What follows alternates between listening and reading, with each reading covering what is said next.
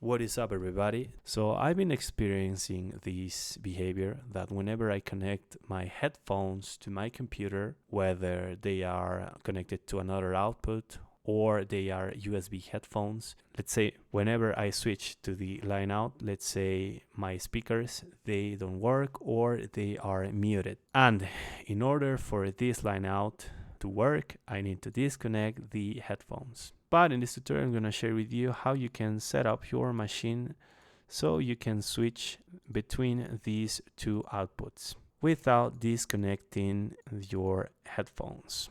So the tutorial is pretty simple. You need to open a terminal and run the command alsamixer.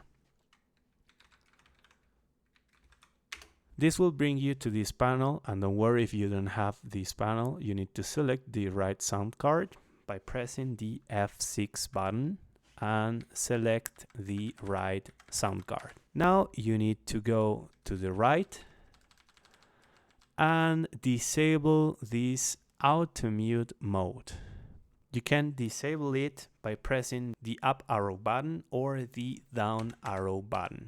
So once you disable it, you need to hit the escape button and save your settings by running the command sudo alsactl store. Sudo alsactl store and hit enter.